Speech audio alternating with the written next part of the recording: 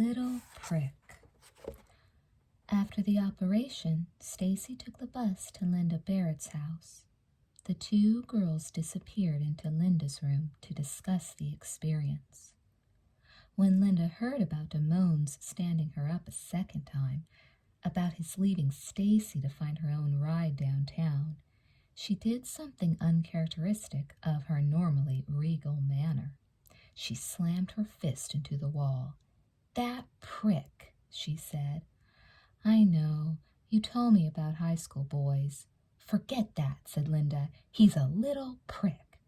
"Calm down," said Stacy. "Your parents are in the living room." Her mother knocked at the door. "Are you all right, Linda?" "I'm okay."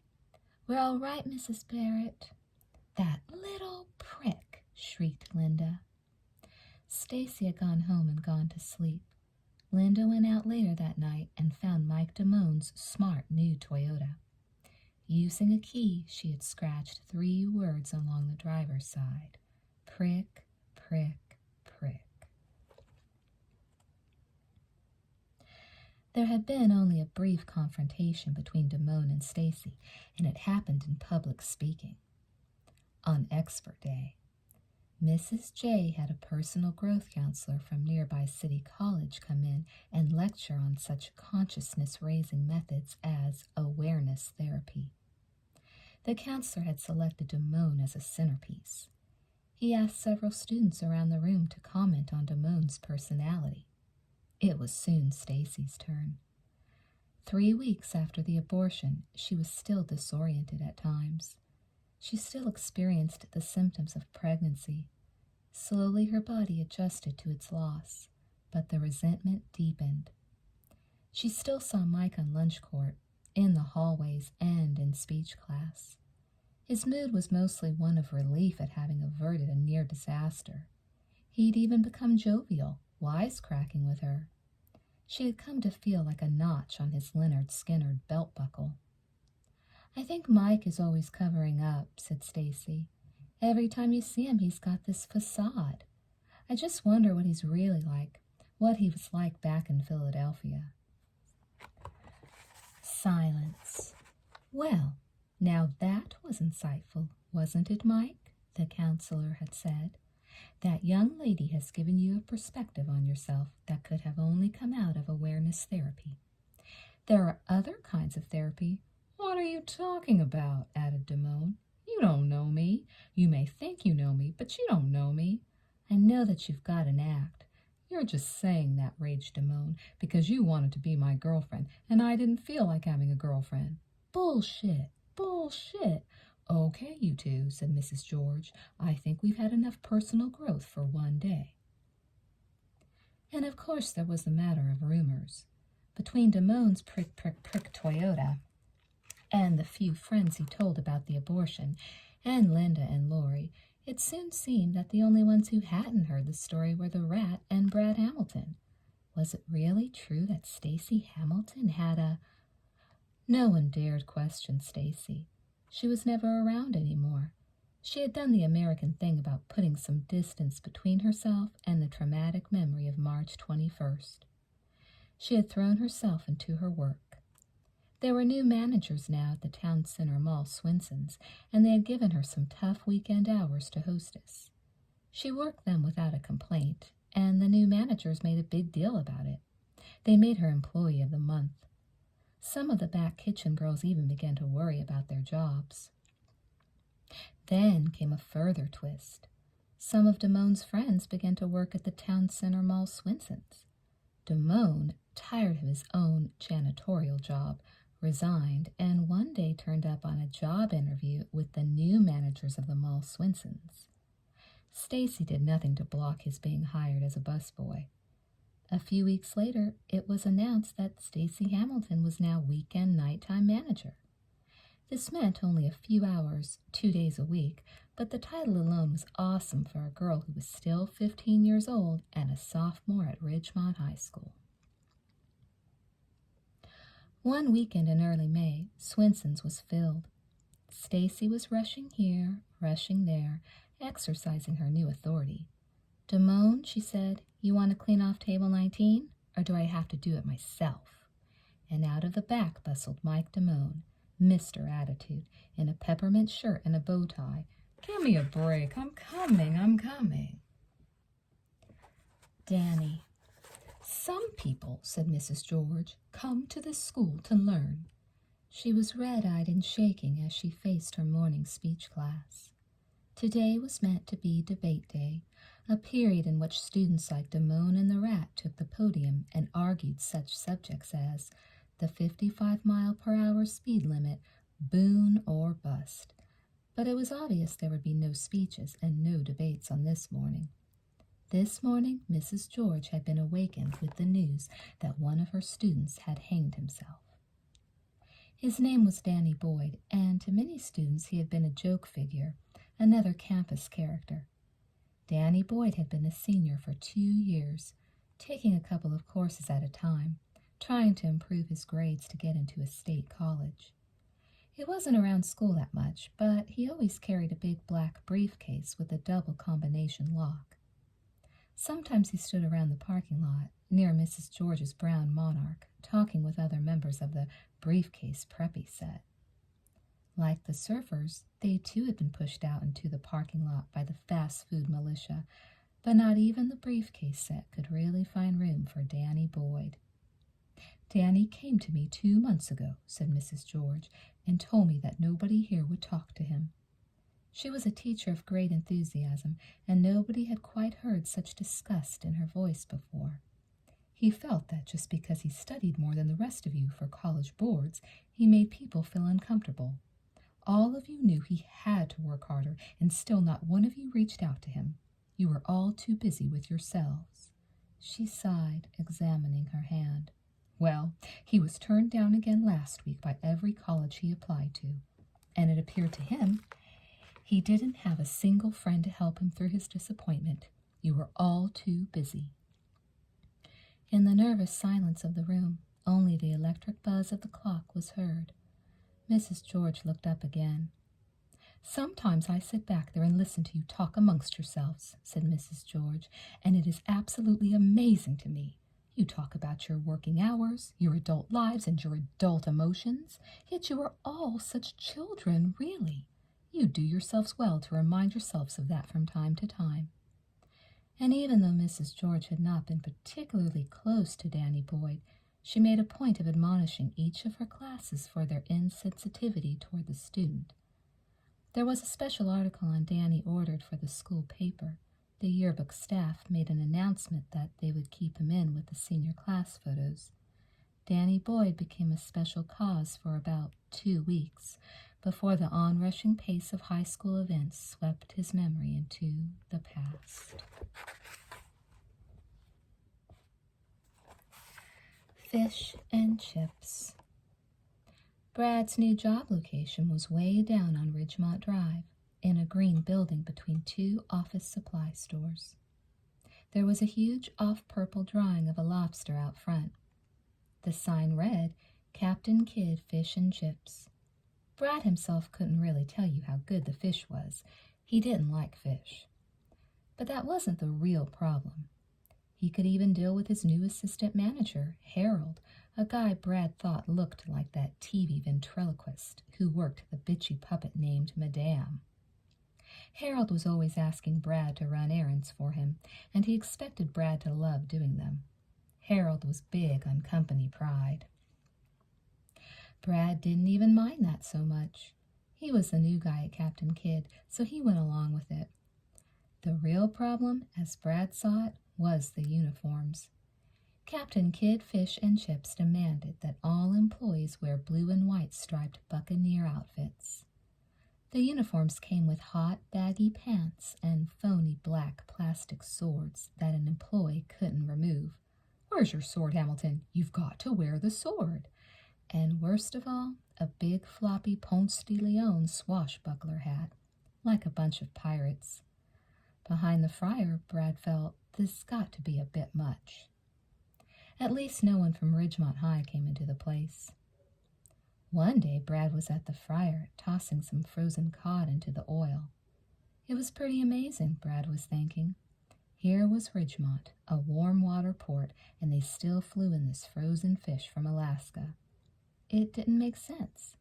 But he didn't eat fish anyway, so he just cooked it up and didn't worry about it. Anyone who would come into a place with a big purple lobster on the sign out front, Brad figured, would probably love the stuff. His thoughts were interrupted by the breathless appearance of Harold, the assistant manager. "Hamilton," he said, "I need you to run an order for me. I'll take over the fryer. Those boys over at IBM are really socked in, and I told them you would personally deliver their order within the hour. Can you just run it over in your car? I'll reimburse you for gas." Brad dutifully unhooked his apron. "Okay, just give me a minute." Brad fried up 14 boxes worth of frozen cod and stacked them by the counter. He loaded the boxes into the cruising vessel, then went back to get the bill from Harold. The last thing Brad did was take off the Buccaneer outfit and change into Levi's for the drive to IBM. It was definitely worth leaving the fryer for a chance to take off that uniform. Harold caught sight of him as he was leaving the Captain Kidd employee's restroom. "Hey, Hamilton, what are you doing? What are you dressed like that for?" "This," said Brad, "is how I dress all the time." "Come on, Hamilton. You're going over to IBM to represent Captain Kidd Fish and Chips. I told them you would deliver those boxes personally. Part of our image, part of our appeal, is in those uniforms." He said it like he had nabbed Brad in the act of sabotaging the place. "You've got to be proud to work at Captain Kidd." "You really want me to change back?" "Yes," said the assistant manager. "I think so. Why don't you change back?" He paused. "Show some pride, Hamilton." Now, there was a time when Brad Hamilton might have said something, a time when he might have taken a stand. But those were the days, as he saw it, before the punching bag of life had come back to hit him in the face. His new policy was to shut up and make money. Gas was expensive. The cruising vessel didn't run on pride. "Okay," Brad sighed. "I don't believe you're asking me to do this, but okay." He changed back into the Buccaneer outfit and walked woefully out the door. He got in his car and rode out into the interstate. People in other cars were giving him strange looks. Brad was on the interstate when he realized what he was doing. It was already the time he would have normally taken off for lunch. But now he was out running errands for the assistant manager, delivering 14 boxes of fish and chips, and the place didn't even deliver. He was hungry. Brad pried open one of the boxes and, so as not to disturb the careful order of the fish arrangement, grabbed a couple of fries. One thing he had to say, the fries were about 20 times better now that he was there. He had a few more. He wondered how the fish tasted. It couldn't be too bad. He had fried it himself. Maybe since he was the fryer that had gotten better, too.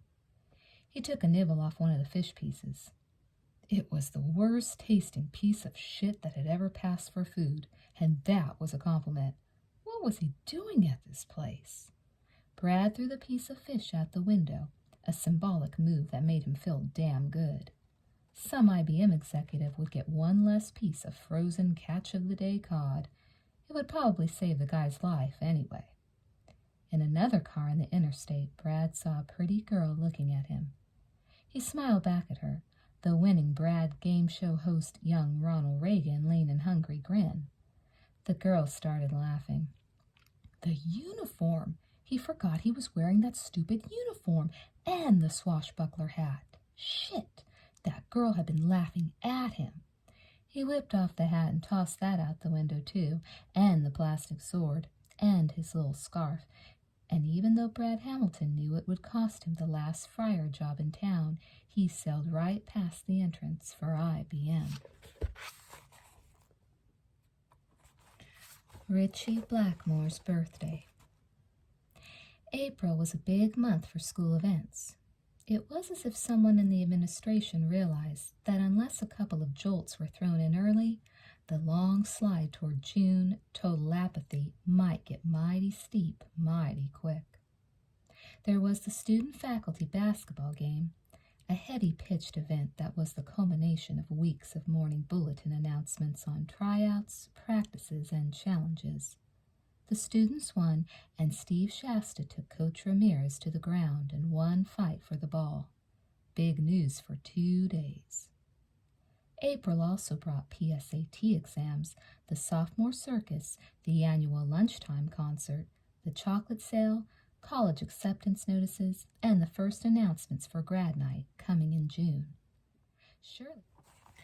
Surely there was enough action there to touch on every Ridgemont student's interests, but none of these special April events meant a thing to Eddie Mann, the ticket scalper. Mann, the man on whom most of the high school depended for their concert tickets, had his own reason to celebrate in April. To Eddie Mann, 15, April could tolerate no holiday other than Richie Blackmore's birthday. Who, the naive and leaderless might ask, is Richie Blackmore? Eddie Mann liked it when someone asked that question. Richie Blackmore, he said, is the greatest proponent of pure heavy rock music alive. He is the man to whom I dedicate my life. Mann had found a true hero in Richie Blackmore. Blackmore was one of the first English guitarists to begin playing loud hard rock guitar in the late 60s when Eddie was still in the crib. Blackmore went on to form one of the most popular heavy metal groups of all time, Deep Purple, before finally leaving the band in a fit of rage over the group's commercial successes. He went on to form another, less accessible heavy metal band, Mann's favorite, Rainbow. Mann had gone to the library and found every old interview with Blackmore he could. He knew every story of every time Blackmore smashed a camera or threw a steak across a restaurant or told an interviewer he could cut any guitarist alive. In making reservations at restaurants, Mann used the name Blackmore. He had even petitioned Ridgemont High to officially recognize Blackmore's birthday, April 15th, if only by playing his music during the 2 lunch periods. Eddie Mann's request was denied. So it was that every April 15th, Eddie stayed home and celebrated Blackmore's birthday his way. At 8 on the morning of Blackmore's birthday, Eddie Mann walked through the living room and threw open the imitation oak doors of his family's Magnavox stereo. Then he began playing, one by one, and in chronological order, every record and bootleg record Richie Blackmore had ever made or had a hand on.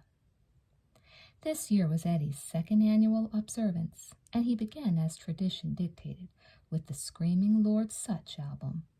Blackmore, Mann pointed out, was only 16 when he performed his first recorded solo on that record.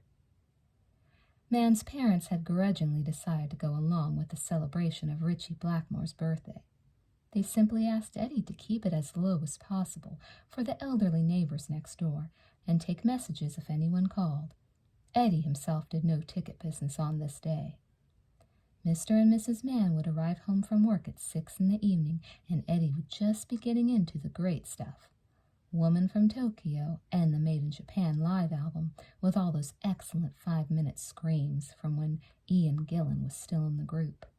Eddie, his mother shouted, can't you go anywhere? No, said Eddie Mann, suffer. It took about 12 hours total, but on the evening of Richie Blackmore's birthday, Eddie Mann could always look back on a fulfilling and wonderful experience. Cadavers. Shock, lectured Mr. Vargas, represents your greatest threat to life. Blood collects in the abdominal cavity. A person becomes pale, cold, clammy to touch. Taken to its extreme, death occurs. Everyone knew it was coming up in May. Mr. Vargas's biology class had gone through most of the textbook. By process of elimination, there wasn't much left on the class schedule, except, now as you know, we'll be taking a field trip to University Hospital before the end of the year. I've set the date for 3 weeks from today. I want you all here on that day because it is a mandatory attend for this class and your grade. We'll be able to see every facet of the hospital's life, from birth to death. The next 2.5 weeks were a whirlwind of controversy. Some students were trumpeting the fact that their parents would write a note. Others claimed that they would definitely be sick on that day. No way were they going to stick their hands into any cadaver. No way would they even be in the same room as a bunch of stiffs. Forget all the scientific details you learned all year. Doesn't that stuff rub off? But when the day arrived, there was near total attendance for Mr. Vargas's famed and feared University Hospital field trip. The bus took off after third period. It was an 8-block ride. The class was met by 2 representatives of the hospital. The first step of the tour took the students to the Floor 1 lab, where they were given a complete explanation of all the testing facilities. When is this going to happen? The second-floor mental ward was fascinating. They saw the emergency room, an iron lung, a cancer ward, but when was it going to happen? Now, said one of the guides, I'll leave you with Dr. Albert for your last stop today. The class was taken to the basement of University Hospital, to the bottom floor, attainable only through a second elevator. The class descended in 3 shifts. What you are about to see, said Dr. Albert, is the human body in a state of transition. These are the preserved bodies of 4 deceased individuals, mostly derelicts, who died some 2 or 3 days ago. They have willed their bodies to our scientific pursuits and to University Hospital in particular. So follow me, if you will. Dr. Albert, along with Mr. Vargas, led the class through the steel doors of the refrigeration room. The bodies were stretched out on metal trays, each covered with a single starched white sheet. Dr. Albert approached one of the cadavers and yanked the sheet down to its waist. It was the orange, crumbling body of an old man. His skin looked as if it might rub off if touched. Now, Alan here died of a bad liver a few days ago. What can you do with the cadavers? A student asked. We perform operations, said Dr. Albert, delicate operations that shouldn't be practiced on a live patient. We study the causes of death. It's really not a morbid thing. I believe Mr. Vargas keeps formaldehyde animals in his room at Ridgemont High. Vargas nodded and stepped up to Alan. Now, class, he said, this is a wonderful opportunity that Dr. Albert provides us with. Let's not cheapen it any way. This is an opportunity to study and identify actual parts of the human body, which we've been studying from textbooks all year long. You could tell Vargas was itching to get his hands on those cadavers. Now, Steve, can you identify the spleen on old Alan here? Vargas peeled open Alan's chest cavity. Several girls gasped. That blue thing right in there, said Shasta. Right. Claudia, where is the human heart located? I don't see it. Right. Vargas was loving it. It's covered by lung tissue, but, contrary to where we place our hands during the Pledge of Allegiance, the human heart is centrally located, and Vargas pulled out a purplish blue muscle and hefted it in his hand. This, he said, is the human heart. Steve Shasta immediately turned to 3 friends. You each owe me $5. Linda Barrett ran out of the room, holding her mouth. The rest remained through the entire episode while Mr. Vargas displayed almost all the human body organs. Afterward, everyone boarded the bus for a quiet and reflective ride home. They returned to school like war heroes. What was it like in there? Asked one of the others. Their eyes were full of wonder and fear. It was hairy in there, said Shasta on lunch court. Some of us didn't make it. The mist blew Newport too. The cars, all washed shiny new, swished slowly past the entrance and into the parking lot. There were Ridgemont students everywhere, all headed for the red carpet leading into the 20th annual Ridgemont High School Senior Prom. This year, the prom is being held at the Sheraton Downtowner in the world-famous Lagoon Room.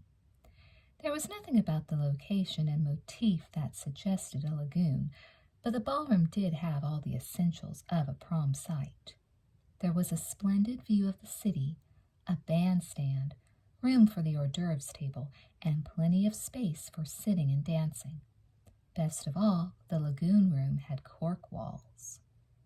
It happened to be a Ridgemont tradition to line the walls of the prom site with silver hearts. Each heart bore the names of a prom couple. The idea was to spend your first half hour working your way around the room, squinting at the names and reminiscing with any kids or teachers you met along the way, no matter how well you knew them. If ever it was a time to drop the hierarchy of the high school lunch court, this was it. The conversations between even the most bitter enemies were the equivalent of verbal yearbook signatures on prom night. "Oh, Rachel, I know we haven't gotten along much all year, and I stole your boyfriend and badmouthed you all year long, but I just love your dress." Next, a student was expected to make a pass by the table of Principal Gray and his wife, Nancy. They were seated by the hors d'oeuvres, bright and attentive. Principal Gray looked everyone in the eye as if he knew them. The rumor was that he had studied last year's annual. "Well, hello, Charles. How's your science work? Have you met my wife, Nancy? Charles was an excellent basketball player for us." And a student was expected to toss the bull around a little with the Grays. "I had a great year, Mr. Gray. I'll always remember the great times and my friends here at WHS." Most of the faculty chaperones sat together at other tables. On prom night, there wasn't a whole lot for them to do. It wasn't like the usual Friday night dance orgies, as they called them. On those nights, a chaperone really got to use his flashlight. On one Friday night, he might snag 30 groping couples in and under the bleachers. The senior prom was classier than that. Kids in suits and gowns felt a responsibility to give up the fighting and groping for this night. "This thing cost me $49 to rent." For most girls, the question of what to wear on prom night was a matter that required some thought. To make her own or buy one. And if she bought it, God forbid there was another girl with the same one. For the boys, there was only one avenue to travel, a tux, and you got it at Regis. Regis formal wear carried 4 basic prom class tuxedos. The style a kid picked was a statement in itself. The black or brown Regency, a standard choice. It was single-breasted and simply cut. Many chose the Regency, and who could say it wasn't a fine conservative suit? Or Camel Camelot, a brown and black velvet affair, as it was called in the Regis brochure. This outfit meant the difference between arriving and making an impression. For the more daring, the yellow Seville, a colorful Gatsby-esque piece. The yellow Seville was a classic vision in soft yellow with the added comfort of a suppressed waist. They were impressive offerings for any prom-goer. Impressive, but none of the aforementioned tuxes could match the 4th and final Regis selection. There was nothing that matched the mist blue Newport II. The mist blue Newport II was an awesome tux. It was turquoise with black labels like the fins on a '56 Cadillac.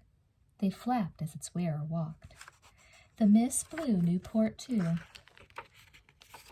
cost a little extra, but it was also equipped with a Charleston tailcoat and a ruffled front, the better to go along with the half-size top hat that came with it. Steve Shasta entered the Ridgemont prom at 8:30 in a mist blue Newport II. He stood briefly in the doorway of the lagoon room. Then he turned to his date, Lori Beckman. "Come," said Shasta, "let us find our silver heart." Brad Hamilton arrived a few minutes later with his date, Jody, a junior he'd met 2 weeks before. Like many prom couples, his was a match bred out of necessity. Both shared friends, both wanted to go to the prom, and neither had the right date. They both looked grittily determined to have a good time. There were many, of course, whose personalities prevented them from attending such an undeniably social school event like the prom. There were still others who had at first dismissed the prom as useless tradition. Then, faced with an evening home alone, they began madly looking for a date in the last few days. Charles Maxwell, the wrestler columnist, was such a case. He'd been slamming the prom like crazy. Then, in the last week, had asked 4 girls to go with him. He discovered an odd phenomenon. "Do you have plans for the prom?" he'd asked. "Well, no." "All right, you're going with me." And here was the weird part for Maxwell. "But I can't go with you, Charles." "Why?" "Because." "Why?" "I know a couple people on the prom committee and everything. They'll take care of us. I know the band." "I can't, Charles, because someone else wants you to ask her." "Who?" "I can't tell you who. It wouldn't be right." "Who?" Maxwell would start to get excited. "You've got to tell me." "I can't, I promised." And the girl would scurry off. Maxwell thought about it. It was killing him. He ended up going with no one and spending another evening at the mall. He ran into Jeff Spicoli at Rock City. "Why aren't you at the prom, Maxwell?" asked Spicoli. "I hate the fucking prom," said Maxwell. "Why?" "I'll tell you why. Because you have to be a certain way." "How can I explain it? They want you to be a certain way or they don't accept you in high school. I'd like to get hold of the person who started all this prom and letter jacket and ASB shit," and Maxwell crumpled a paper cup sitting on top of Space Invaders, "and kick his ass." "You got it," said Spicoli. Ridgemont High had worked up to its 20th annual senior prom with, well, a guy like ASB President Kenneth Kwan would have to call it spirit. There was quite a turnout tonight. The only trouble was, like Brad and Jody, no one seemed to be having the time of their lives. Perhaps it came down to the "Hello, Richard" thing. When couples began pairing off at the beginning of the year, it seemed that one of the first things said in the heat of passion was, "We'll do this and this and this, and then, at the end of the year, we'll go to the prom together." But during the year, they broke up, and when prom time came, they reluctantly called each other. "Hello, Richard, it's Brenda." "I know it's you, Brenda. I recognize your voice. How's it going?" "Oh, pretty good. I'm getting a little nervous about going to college. I'll be okay. It's just the end of the year blues." Translation: I didn't get asked to the prom. "Yeah, things are the same with me. Me neither." "Richard, I was driving around the other day and I heard Beast of Burden and, God, I thought of us. I got a little sad." "Yeah, me too." "You know what?" "What, Brenda?"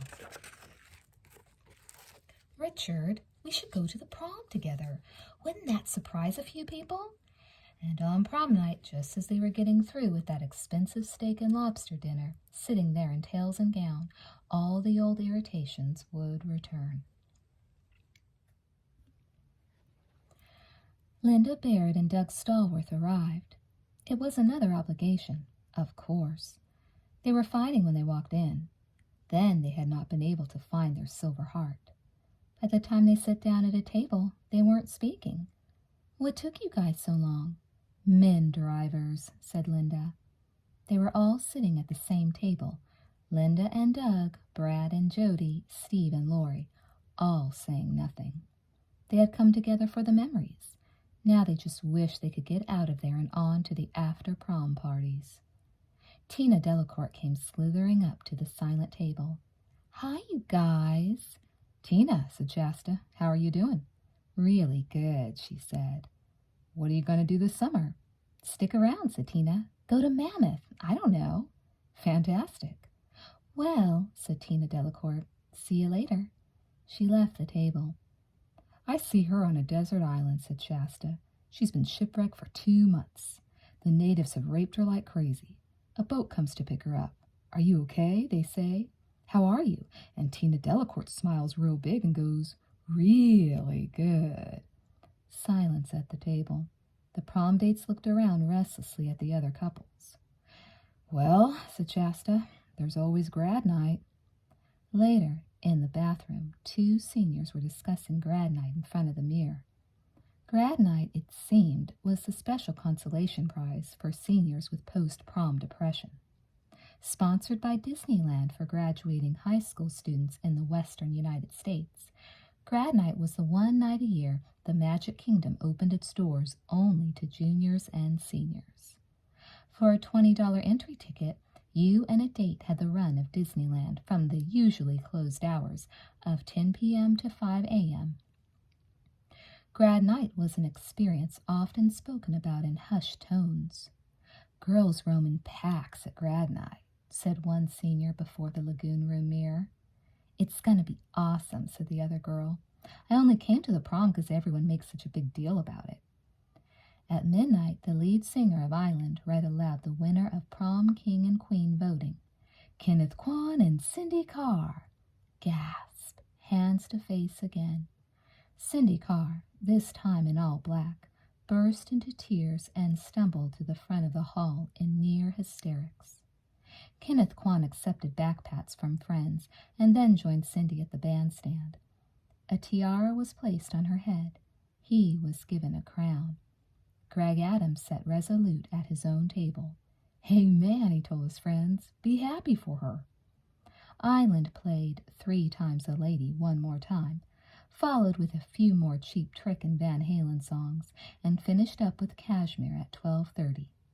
Thanks for having us. Good night and drive carefully. The Ridgemont couples then spread out in every direction for the second stage of prom night. It was still very early by prom standards. Most of the kids would be roaring all night long, and by 12:50 there was nobody in the lagoon room, the sight of unimaginable thrills and tears, except for a couple of janitors cleaning up. The after prom. It was an uphill battle all the way, but Evelyn and Frank Hamilton had finally given in on this one. For Brad. The kids wanted to have a prom party at the house, and the Hamiltons agreed to stay in their upstairs bedroom. Brad had thought ahead to spike the pool with whisk, and by the time kids started arriving at 1 o'clock, the whole pool was one big steaming bubble bath. It turned out to be one of the hottest after-prom parties. Everyone was there. Even Lisa was there with her new boyfriend, David Leach. There were some, the shy ones, who stayed in the kitchen. I'm watching the pizza. I don't want to go swimming. But most went for it on prom night.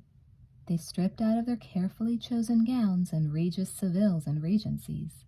Even Shasta took off his exalted mist blue Newport too. Everyone put on bathing suits and dove in. Graduation time brought in nameless faces from all over. Jerome Barrett, Linda's brain brother, arrived from USC, chain-smoking joints. Then there was Gloria, Linda's best girlfriend from grade school. She'd come in from Chicago for a few days.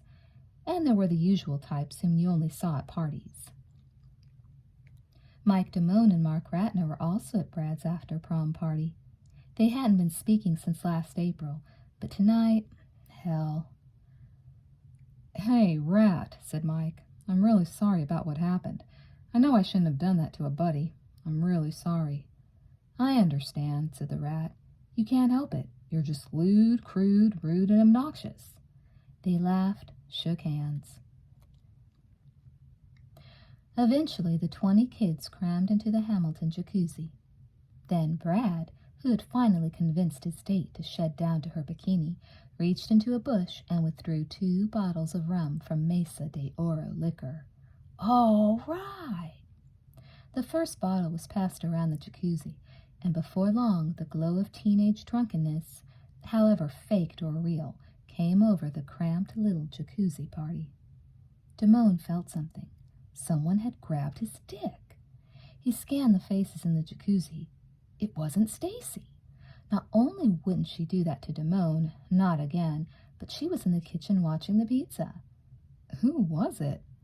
I'm going under, said Damone. He feigned a drowning man. I'm dying, blob. He slipped underwater, a daring move in the overcrowded jacuzzi, but he was looking for clues underneath the bubbly water. Who had grabbed his dick? No clues. He popped back up again. I'm alive. Someone grabbed his dick again. Later, everyone retired to the living room for coffee and making out to a soundless TV. Before long, Brad had passed out by the stairs, rum victim number 1. Damone had gone out by the pool to look at the night sky. Hi, Mike. He turned around. It was Brad's date, Jody. She was still wet, hugging herself to keep from shivering. How are you?" "Pretty good," said Jody. "Brad passed out by the stairs." "I know." She stood next to him, breathing softly and saying nothing in the way girls do, Damone knew, when they wanted you to kiss them. It was Jody. It had to be Jody he felt underwater. He thought she was great looking. Should he go for it? He sure wanted to. "I'm going to go inside," said Damone, "and check on the pizza."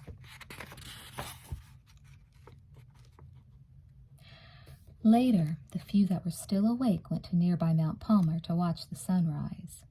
It never rose on that foggy morning, and nobody seemed to mind. "You wait till our prom," Mike Damone told the rat. "We'll have an even better time." "Yeah, that was pretty nice of Brad to throw a party. He's probably going to have to clean it up himself." "When he wakes up." "Hey," said the rat, "let's go to 7-Eleven and get some coffee." "Great idea," said Damone. "Let's take the Prickmobile." Damone and the rat rolled down the hill in Damone's scratch-marked car. It was that magical hour when the mist was still out and the sky was turning deep blue. Lieutenant Flowers. It was a typical late May morning. The sun was shining. The sound of second-semester typists wafted across the lunch court. Jeff Spicoli was parked out in the adult school parking lot, smoking from his bong. He held a long hit in his mouth, then expelled it slowly, luxuriously, through the window of his blue Malibu. The billow of smoke caught the eye of Lieutenant Larry Flowers, who was walking the halls nearby. Pot. He decided to investigate this matter, even if it was the adult school lot. Even if Ridgemont High offered it up pretty much as a free zone, he was going to do something about it. Lieutenant Flowers saw Spicoli lounging in the driver's seat of his car. He cut straight across the dirt lot. Someone yelled Spicoli's name. There was something in the tone and urgency that made Jeff instinctively reach down to chuck the bong under his seat. Lieutenant Flowers saw the movement. "Freeze!" he shouted. Flowers advanced rapidly on the car and arrived at the driver's window just as Spicoli had completed the action of flicking the glowing bong well under his seat. Flowers reacted in a single motion. He pulled his pistol right out of the shoulder holster and jammed it through the crack at the top of the window. With the other hand, he grabbed a handful of Spicoli's hair and pulled him up against the window. "What the fuck?" Flowers was cramming cold steel at his head. "Just get out of the car," said Flowers with a smile. "Move." Flowers took him to the office and wrote him a referral. When Spicoli told his parents and friends the story, they decided to sue, and sue they did. $250,000 worth against Ridgemont and against the Education Center. Flowers came back from a motorcycle ride one morning 2 days later and found a gray school board envelope waiting on his doorstep. "My life was in danger," was the way he explained it to the board's investigators. "That kid could have had a shotgun under that seat. I did what came naturally, what they taught me in Chicago." "How many students have you seen with a shotgun in your years of education?" they had asked him. "You only have to see one," said Lieutenant Flowers. He was fired by the school board, banished from the California educational system. He now works a late-shift security job at Knott's Berry Farm. Aloha, Mr. Hand. It was nearly the end of the line. The school awards were about to be announced. Mimeographed caps and gowns information had gone out to the seniors, along with grad night tickets. The annuals were almost ready. Jeff Spicoli was counting the hours. Since Spicoli was a sophomore and underclassman, there weren't many graduation functions he could attend. Tonight was one of the few, and he wasn't about to miss it. It was the Ditch Day party, the evening blowout of the June day that underclassmen secretly selected toward the end of the year to ditch en masse. Spicoli hadn't been at school all day, and now he was just about ready to leave the house for the party out in Laguna. He hadn't eaten all day. He wanted the full effect of the special hallucinogenic mushrooms he'd procured just for the poor man's grad night, ditch night. Spicoli had taken just a little bit of one mushroom, just to check the potency. He could feel it coming on now as he sat in his room, surrounded by his harem of naked women and surf posters. It was just a slight buzz, like a few hits off the bong. Spicoli knew they were good mushrooms. But if he didn't leave soon, he might be too high to drive before he reached the party. One had to craft his buzz, Spicoli was fond of saying. Downstairs, the doorbell rang. There was an unusual commotion in the living room. "Who is it, Mom?" "You've got company, Jeffrey. He's coming up the stairs right now. I can't stop him." There was a brief knock at the door. "Come in." The door opened, and Jeff Spicoli stood in stoned shock. There before him was the man. Mr. Hand." "That's right, Jeff. Mind if I come in?" "Thank you, Mr. and Mrs. Spicoli." Hand called back down the stairs. He took off his suit jacket and laid it on the chair. "Were you going somewhere tonight, Jeff?" "Ditch night. I've got to go to ditch night." "I'm afraid we got some things to discuss, Jeff." There were some things you just didn't see very often, Spicoli was thinking. You didn't see black surfers, for example, and you didn't see Baja riders for under $20 a pair. And you sure didn't see Mr. fucking Hand sitting in your room. "Did I do something, Mr. Hand?" Hand opened his briefcase and began taking out lecture notes. He laid them out for himself on Spicoli's desk. "Are you going to be sitting there?" "I don't know. I guess so." "Fine. You sit right there on your bed. I'll use the chair here." Mr. Hand stopped to stare down last month's penthouse pet. "Tonight is a special night, Jeff. As I explained to your parents just a moment ago, and to you many times since the very beginning of the year, I don't like to spend my time waiting for students in detention. I'd rather be preparing the lesson."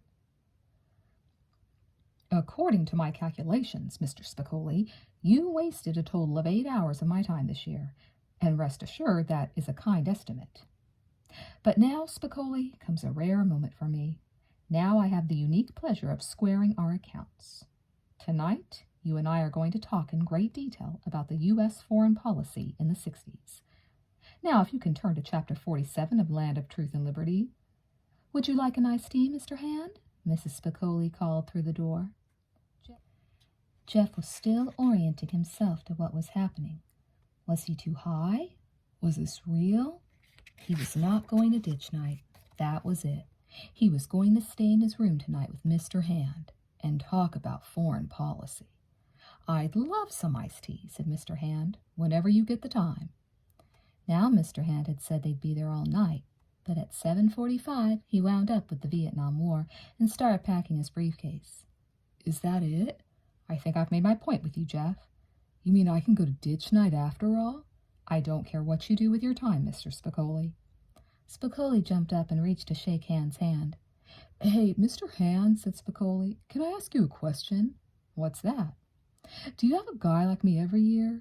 A guy to, I don't know, make a show of? Teach the other kids lessons and stuff?" Hand finished packing and looked at the surfer who'd hounded him all year long. "Well," he said, "why don't you come back next year and find out?" No way," said Spicoli. "I'm not going to be like those guys who come back and hang around lunch court. When I graduate, I'm out of here. If you graduate." Spicoli was taken aback. Not graduating? No thumbing up the coast, meeting ladies and moving to Hawaii for the dino lobster season? More school? Not graduating, he said. Hand broke into the nearest thing approximating a grin for him. It wasn't much, of course, but it was noticeable to Jeff. His lips crinkled at the ends. That was plenty for Hand. "Don't worry, Spicoli," said Hand. "You'll probably squeak by." "All right." "Aloha, Spicoli. Aloha, Mr. Hand." Mr. Hand descended the stairway of the Spicoli home, went out the door and on to his car, which he had parked just around the corner. Always use the element of surprise. Hand knew one day next year he would look to that green metal door and it would be Spicoli standing there. He'd act like he had a million other things to do, and then he'd probably stay all day. All his boys came back sooner or later. Han drove back to his small apartment in Richards Bay to turn on his television and catch the evening's 5:00 rerun. A PR problem. Ever since the Lieutenant Flowers gun incident, Ridgemont High had been all over the front of the local section. Then, if that wasn't bad enough, there had been an accident on the way to a junior varsity baseball game. Two vans, both driven by students, were headed out to the last game of the year when one of the vehicles just flipped over. None of the students would explain how the accident happened, but 3 sets of parents were now suing the school. Mr. Gray, like most principals, took the bad publicity personally. Of course he had an ego. Ridgemont High was his school. Egg was dripping from his face. Principal William Gray had what was called in his media guide a PR problem. At a time when most other principals were concerned with the details of their own summer vacations, Gray was on the phones, talking to the board, talking to lawyers, and talking to goddamn parents and reporters. There had even been a picture of him looking haggard in his own school newspaper, The Reader, with the caption, "Gray Reviews Mishaps." A PR problem. Principal Gray's first move was to take Del Taco, the nearest and most popular fast food stand for ditchers, by force. On a lazy afternoon toward the end of school, as students crunched into third-period tacos, the doors were suddenly clamped shut from the outside. 2 county security officers swept in and rounded up 22 ditchers. Trouble was, as Gray would soon learn, all but 2 went to Paul Revere Junior High School. Even though Gray made a big deal about busting the 2 Ridgemont High ditchers, it was a well-known fact. Principal Gray, as the man himself might say, was P.O.'d. The buxom message girl from the front office came swinging into English literature with a blue slip, a slip that meant you had a personal meeting with the principal at that very moment. She delivered the slip to the teacher with a flourish. "Mark Ratner?" The rat walked up to the front, got the slip, and headed out the door. Nerves of steel. Now Ratner couldn't imagine what Gray would want with him, what this was all about. He trudged down the hall. Maybe they wanted him to give a speech. Or better yet, of course, he was probably going to get the debate award. Who else would they give that to? Of course, this is what they did for the award winners. They let Principal Gray slip you the news. Ratner was ushered into the principal's office. "Mr. Ratner?" "Yes, sir. Nice to see you, sir." "This is the new annual." "Oh, really?" "Yes," said Mr. Gray. "It is." "It looks excellent, sir. That's pretty great. That you got them this early, sir." "Definitely the debate award." "Yes, we do get them early. It's a very nice annual. I like it very much this year." Ratner nodded his head. Gray sure was acting strange. "Are you sure you wanted to talk to me, sir? I didn't work on the annual staff or anything. Even though I would have liked to, I was pretty busy with debate." "I don't believe I'm mistaken," Gray said coldly. Gray then opened the annual on his desk and flipped through it carefully so as not to break its new binding. Finally, he reached a 2-page picture and spun it around to face the rat. The title of the school group shot was, "What a Way to Go." "Mr. Ratner, are you aware that you're opposed obscenely in this year's rape year?" The rat began to get a deep acidic feeling that started in his groin and worked its way up into the very pit of his stomach. He was dizzy. It was the school group picture, taken last October by Arthur Chubb. "We have information that this is you, Mr. Ratner." Circled at the far right corner of the group picture was Ratner, his ass stuck out in the air. They'd printed it all right. No airbrushing for this year's rape year. The rat's eyes immediately raced to the opposite side of the shot. There was Damone, smiling serenely in an Aero sport shirt. His pants were on. His hands were in his pockets. "It's me." The rat's teeth started to chatter as he confessed. It was supposed to be a gag, an icy stare. I was a ham in my time, Mr. Ratner. It's just that parents pay for these things, and once in a while they like to read through their child's annual. And when they see your butt, they might be a little curious. They might get a little PO'd. And you know what? This phone on my desk rings quite a bit, and if they were to see this picture in those 1,500 copies sitting in the gymnasium, that phone would ring a lot. Are you going to expel me? Well, said Gray, what I'm going to do is tell you a little secret, Mr. Ratner, a secret between you and me. What is that, sir? Those parents aren't going to see your butt this year. Do you know why? Why, sir, because we have arranged for you to spend this weekend in the school gym, and you will be doing the following. Without soiling or breaking the binding on any of these books, which is to say, very carefully, you will be erasing your posterior from every one of our new rapier. As you can see, the bond is erasable. He demonstrated with the tip of a pencil. Thank you, Mr. Gray. You will supply your own erasers, and, oh yes, Mr. Ratner, don't forget to sweep up after yourself. I don't want eraser shavings all over the floor. The rat drifted out of the office, stunned. A whole weekend of erasing. We have information, my ass. The rat hadn't told anybody anything. It could only have come from Damone. Damone, the mouth, Mr. All-Talk. The rat walked straight over to youth and law class, where he knew Damone would be. The rat walked straight into the room and pulled Damone out of his seat. Outside the door, the rat began the first step of the high school pre-fight ritual. He threw his books down and beckoned to Damone. Even though Damone was stockier and in much better shape, Ratner went ahead and spoke the unretractable words. Well, Damone, he said, come on. What's going on, Rat? What are you doing? Why do I want to fight you? Mr. Gray just called me in to show me the new rapier, which features my ass hanging out. You fucking lied to me, Damone. You told me to play that joke on Chubb, and you told me it would be airbrushed. But it wasn't, you asshole. So come on. I don't want to fight you, said Damone. No way. Come on. Ratner was as pissed as Damone had ever seen him. I've got to spend the weekend erasing all the new annuals, thanks to you.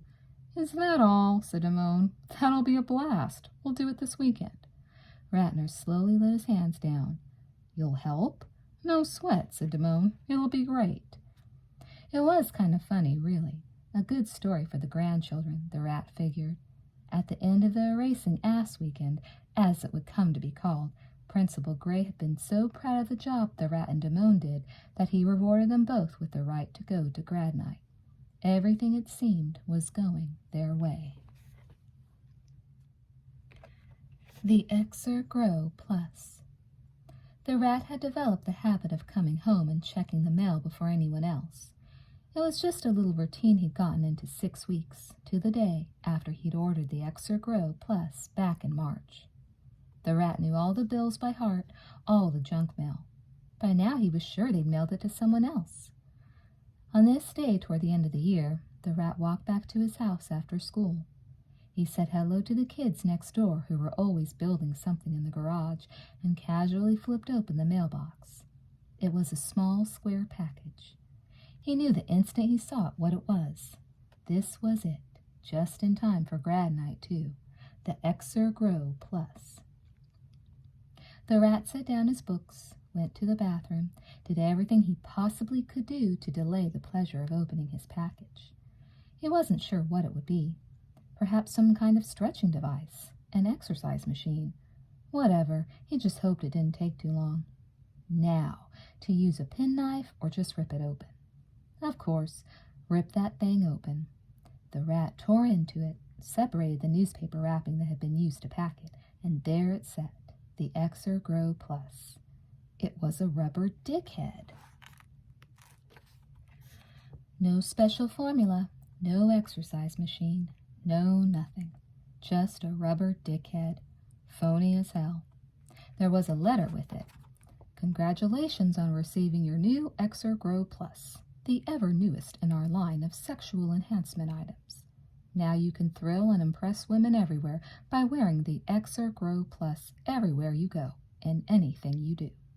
Lifelike, made of quality non-toxic materials, the XR Grow Plus is guaranteed to lengthen the desirability of any man by at least 3 inches. Good luck in your new life with the XR Grow Plus. It was a 3-inch high, $9 rubber dickhead. The rat couldn't believe it. He went back and reread the ad.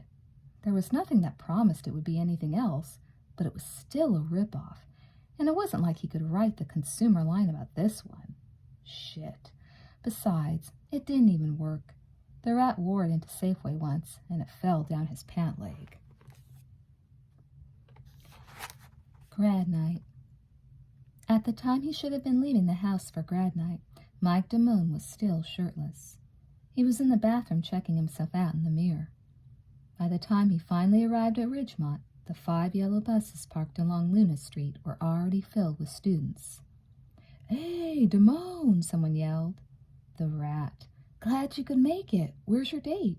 "Your mama couldn't make it." The rat laughed and continued talking to a girl sitting in the seat next to him. "You didn't save me a seat." "The bus filled up," the rat shrugged. "There should be a seat somewhere. Ask Mrs. Franks." Damone straightened his tie, smoothed his 3-piece suit, and approached Mrs. Franks, PTA liaison for grad night. She was walking in tight little circles on the sidewalk next to bus 1. "Mrs. Franks," Damone asked politely, "where's my seat?" "There's an extra seat on bus 5, she said briskly. She was lost in thought. Leslie Franks was one president of the PTA. Her kids had long since grown up and moved, as far away as possible, no doubt, but Mrs. Franks still came back once a year to take the helm at grad night. It was like Jerry Lewis and muscular dystrophy, Leslie Franks and grad night. She took it seriously, and something was seriously wrong right now. "Go try bus 5. She shooed Damone away. But there was no seat on bus 5. So Mike checked all the other buses. They, too, were filled. "Mrs. Franks, I hate to bother you again, but I can't find a seat." "Did you check the other buses, young man?" "Yes." "Joseph," she called out. "Where is Joseph Burke? Please help this boy find a seat. Count students if you have to." Joseph Burke, ever the subservient ASB advisor when it came to Mrs. Franks' imperious presence on grad night, did so. He counted all the students until they had once again come back to bus 5. Burke counted, and sure enough, "Go ahead," said Burke. "There's an extra seat in there somewhere." And while the rat sat in bus 3, the cool bus, talking to some girl, Mike was walking down the aisle of bus 5. They looked like ex-convicts on bus 5.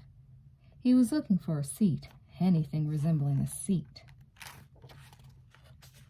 The last available seat on bus 5 was next to a familiar face, Charles Jefferson. He was back for grad night. "Is this seat taken?" Jefferson ignored Damone. "Hey, Charles, is this seat taken?" After a time, Charles Jefferson looked down at his own muscular legs, which were bowed out to take up the entire spare seat. He moved one of his legs slightly, an indication that Damone could have the corner. He took it. Meanwhile, Vice Principal Ray Connors was visiting each bus before it took off. He reached bus 5 and stood in the stairwell. "Can I have your attention?" he said. "Can I have your attention way in the back?" He waited for quiet. "All right, people. We're going to be leaving in another minute. I just want to remind you that we are from Ridgemont High School. We've been going to Disneyland for 10 years, and the next class would like to go too.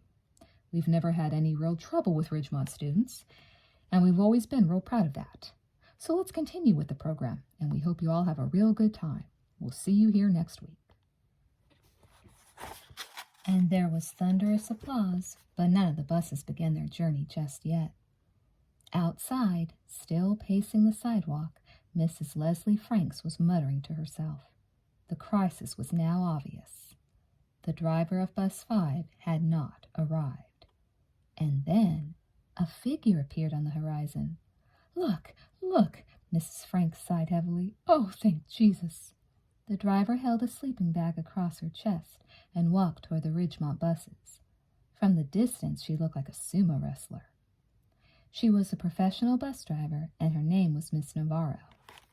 She greeted Mrs. Franks, PTA liaison to grad night, like this. Every year I say no more grad night, and ever yet I end up doing it again. All I ask is that you don't wake me 4-5, 'cause I sleep right there on the aisle, all righty? And with that, Miss Navarro instinctively hopped behind the wheel of big number 5 and gunned her up. It was just past 8, time to get this caravan on the road. The 5 yellow buses lumbered onto the freeway for the 2.5-hour trip to Anaheim, California, home of Disneyland. It was another Ridgemont ritual, like salmon swimming upstream. Grad night. Bad sex, troubled relationships, grades, hassles at work, they all went out the window for grad night. Time out for adolescence. For $20, a junior or senior and date had the complete run of Disneyland from 10 p.m. to 5 a.m. All the Magic Kingdom asked in return was that the grad night students follow 2 simple rules. First, boys were to wear a suit and tie, girls a formal gown. Ties were to be worn at all times. They probably figured the last thing any kid in a 3-piece suit wanted to do was raise hell and ruin the suit. Plus, as Disneyland officials stated in the rule sheet that came with a grad night ticket, any display of school colors or clothing would suggest rivalries and would be entirely unacceptable. The second rule, for which Disneyland heaped on the special security every grad night, was no alcoholic beverages or drugs. There were horror stories told by friends of friends about that second rule. Rex Huffman's older brother, Mark, who was busted at grad night several years back, had a tale to tell. Mark had smuggled 5 joints of marijuana into Disneyland in his sock and felt good enough about it to head straight for It's a Small, Small World and light one up. Halfway through the ride, just as the boat compartment was entering the French sector, an attendant literally swung out of the Disneyland shadows on some kind of security rope and into the compartment. The attendant handcuffed Mark Huffman to the boat and later led him into a Disneyland holding tank for questioning. And here was the best part. The holding tank, according to Mark, was beneath Disneyland. It looked just like the end of Get Smart. Once in the holding tank, Mark was given the sternest of lectures. What it boiled down to, according to Huffman, was, you can fuck around with anything in this world, but you can't fuck around with Disneyland. He was kept there until his parents made the 3-hour drive from Temple City to take their pothead son away. On grad night, there was nothing more humiliating. Mike Damone was not about to be that stupid. The Disneyland holding tank was a fate for small-timers. Damone had studied up. He was playing smart odds. Tonight he would operate like a fine piece of machinery. It so happened that the girls' chorus, which featured the angelic-looking Laurie Beckman as one of its lead vocalists, had sung at the Disneyland Pavilion for Grandparents' Day 2 afternoons before. Damone had written everything out very carefully. The directions to the perfect hiding spot that Damone's brother, the Toyota salesman, had given him. And Mike had given Laurie the special knapsack containing a 5th of Jack Daniel's whiskey. She had hidden it under an oath of secrecy in exchange for Damone's telling her Steve Shasta's secrets. Damone shared the same PE class with Shasta. Sitting there on bus 5, bouncing up and down with the rumbling bus, Damone knew everything would be fine, just fine. "Can I smoke?" Charles Jefferson yelled suddenly with a force unequaled since Malcolm X's Lincoln Park speech in '62. No one answered. "I said, can I smoke?" The bus 5 chaperone, someone's mother, stood up and shakily turned to face Charles Jefferson. I'm afraid smoking is not allowed on the school bus. I'm very sorry." This suited Charles just fine, and he sat back with rare satisfaction as he knocked out a cool and had a nice long smoke. "Hey, turn on the radio," someone yelled. Miss Navarro turned on the radio and found a rock station. She pushed the volume way beyond the point of distortion, to the level where the 2 small speakers rattled ominously from either side of the bus. Everyone sang along with a vengeance. At the back of the bus, Damone could hear everything that made a 150-foot school bus move down the highway. Every gear shift, every grind and shudder. The noise lulled Charles Jefferson to sleep, and after a few minutes his legs snapped back open to push Damone even further into the aisle. After a while, Damone made his way to the front of the bus in search of a familiar face. He found a cluster of students gathered around a kid from Bio 3-4. "And so Walt Disney had this friend in Japan," the guy was saying. "This scientist was experimenting with the freezing of cats. He would freeze them, seal the animals in a vacuum-insulated capsule of liquid nitrogen for a few weeks, and then thaw them out, and the cats would be alive. So later Walt Disney contracts cancer and knows he's going to die, right? What does he do? He calls up his friend in Japan and says, 'Freeze me.'" "Total bullshit," said Damone. Two girls glared at Mike, and that hurt. "This is all in the medical journals, Damone. You're just showing your ignorance." Damone went back to sit with Charles Jefferson. Lit-up drive-ins and neon restaurants whizzed by. By the end of hour 1, most of the male students had dozed off. Somebody's girlfriend had switched the station to the mellow sound. The girls were all singing along to a Billy Joel ballad. Something jarred Charles Jefferson awake. "Turn that shit off," he demanded. Miss Navarro turned the station back to rock. The skating ramp! Heads began to pop up all around. This was an important landmark in the journey to Disneyland. Indeed, there were 5 times the normal amount of power lines strung along the freeway. All that juice could only be headed for one place. There, in the distance, was the snow-peaked cap of the Matterhorn Mountain and the Orange Drive-In. The cheering drowned out the rock music. The buses rattled onto a freeway knot that shot vehicles out onto Disneyland Drive. The first glimpse of Disneyland was a truly amazing sight. Hundreds upon hundreds of yellow buses, all with black lettering on the side, filled the Disneyland parking lot. The parking lot was almost bigger than Disneyland itself. There were buses for miles, for days, all converging into a mass of yellow. Disneyland! Bus 5 pulled up to a red parking lot light alongside a bus from Las Vegas. The kids all peered at each other. Some pried their windows open and yelled, "Meet me at Monsanto, midnight!" Damone blew some brunette a kiss as the buses pulled away. The 5 Ridgemont High buses pulled into their predetermined parking spaces. All the students were instructed to stay put while Mrs. Franks visited each group for another lecture. "You are to be back here at your bus in your seat at 5 a.m. exactly." "How are we supposed to find these buses again?" "You'll find these buses," said Mrs. Franks with weary resignation, "right here in lanes 121 through 126. We're not leaving this spot all night. If you get lost, go to the Chaperones Lounge on Main Street. But try to remember lanes 121 through 126. Any other questions?" "No more questions." "Okay, please remember the rules, people," said the Grand Dame of Grand Night, "and have a great time. We'll see you tomorrow at 5 a.m. You had to respect a place like Disneyland. At first, not even his business manager brother would loan Walt Disney the money to build the park. It was too far-reaching, too indulgent, they told him. Too much the world's biggest toy for the world's biggest boy. But in the afterglow of Disney's successful Snow White, he went ahead and built it anyway. At 5/8 the size, Disneyland is a recreation of all facets of life on Earth, Disney style.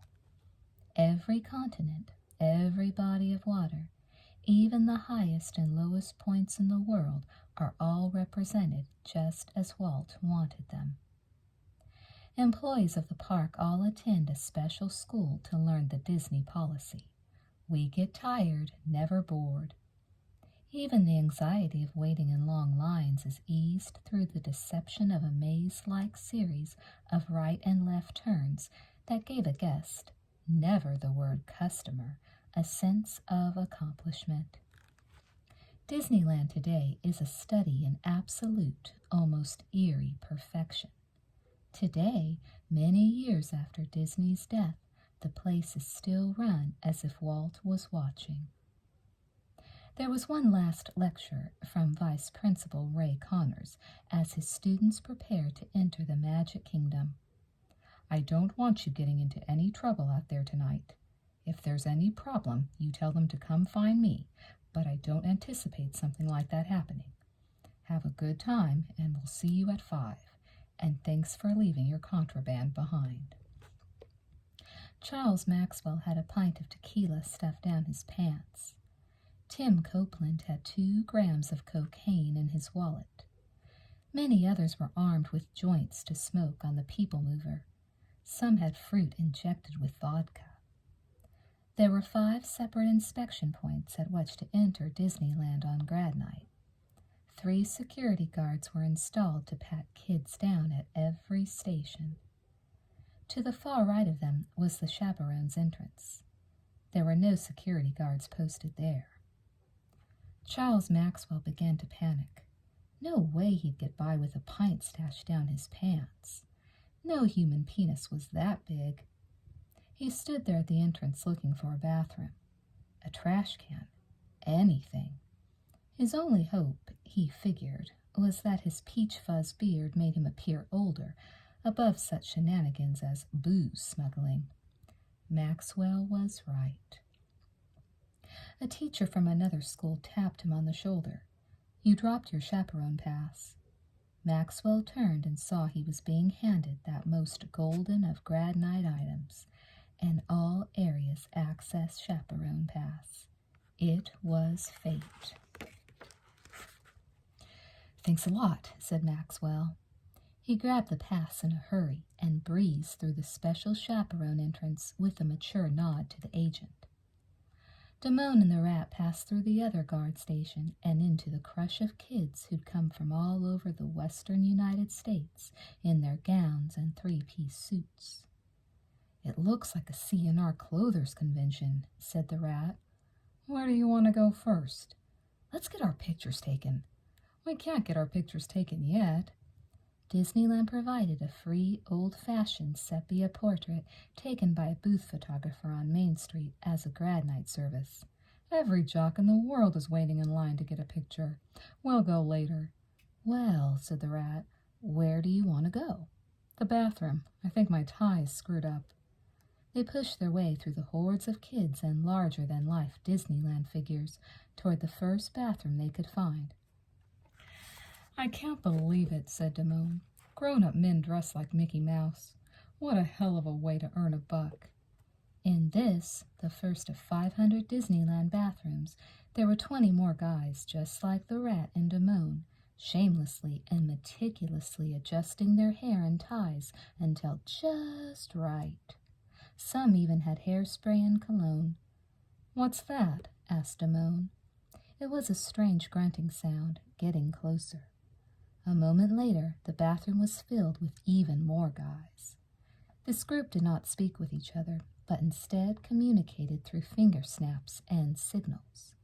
They, too, waited for the mirror, shaping their hair and making furious, tongueless sounds. Hey, guys, came the voice of Charles Maxwell. I got a chaperone pass, you guys. Maxwell entered the bathroom and was showing around the pint he'd smuggled in and his pass. The deaf and dumb contingent paused in admiration. Then they communicated furiously among themselves again. Maxwell, the wrestler columnist, ducked into his stall. Rat and Mike looked at each other and tore ass into the ocean of teenagers. They were the picture of sophistication in their 3-piece suits. They were ready to experience the gamut of human emotions in the next 7 hours. Grad night.